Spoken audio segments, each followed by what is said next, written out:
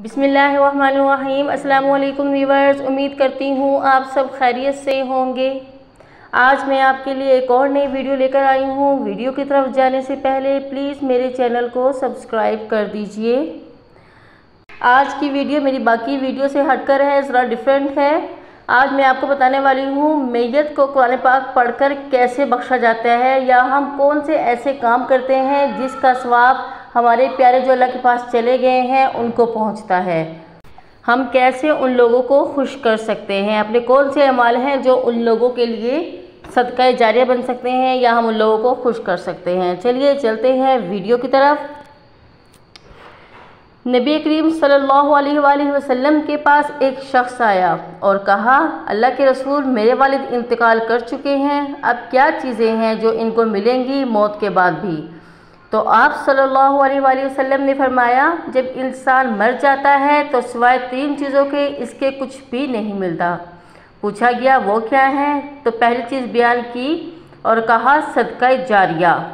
मसलन ऐसा कोई काम जो मरने के बाद इंसानियत को, जानवरों को, किसी को भी नफ़ा पहुंचा रहा हो। बाद में जैसे स्कूल बनाया, कॉलेज या मस्जिद बनाए, दवाखाना बनाए जिससे इंसान को शफा मिले, दरख्त लगाए या कुछ भी ऐसा, तो इससे अजर मिलेगा। दूसरा इल्म, ऐसा इल्म जिससे इंसानियत को नफ़ा हो, नफ़ा बख्श या फ़ायदा मंद इल्म, चाहे वो अरबी का हो, कुरान सिखाया, हिंदी सिखाई, उर्दू या साइंस का इल्म सिखाया जिससे इंसानियत को फ़ायदा पहुंचता रहे। ऐसी किताबें जब तक चलती रहेंगी सवाब मिलता रहेगा। तीसरा फरमाया नेक औलाद जो मरने के बाद दुआए मग़फ़िरत करती है। बस यही 3 चीज़ें मिलती हैं और कुछ नहीं मिलता। दूसरी हदीस में फरमाया, इंसान रोज़े क़यामत अल्लाह से पूछेगा, ए अल्लाह, ये सवाब क्यों मिला जबकि मैंने तो किया नहीं था।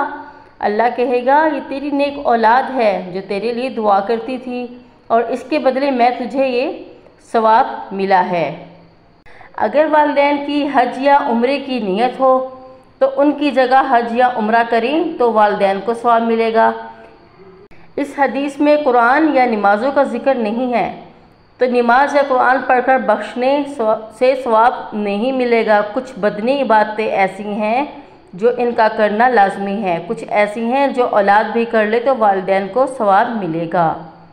ज़रूरी नहीं सवाब वही मिले जो आप लोग नमाज या कुरान पढ़कर बख्शें, सवाब उन चीज़ों को भी मिलेगा। मतलब आप लोग उम्रा कर सकते हैं, सदका जारिया जो अपने लिए छोड़ कर जाएँ। तो आप लोग कोशिश करें ज़िंदगी में कुछ ऐसे अमाल करके जाएँ जो आपके मरने के बाद आपके लिए सदका जारिया बने रहे हैं और आपको सवाब मिलता रहे, क्योंकि आखिरत में हम लोग एक एक नेकी के लिए तरसेंगे। और अगर आपको मेरी ये वीडियो पसंद आई और मज़ीद देखना चाहते हैं इस तरह की वीडियो, तो प्लीज़ मेरे चैनल को सब्सक्राइब करना मत भूलिएगा। शुक्रिया, अल्लाह हाफिज़।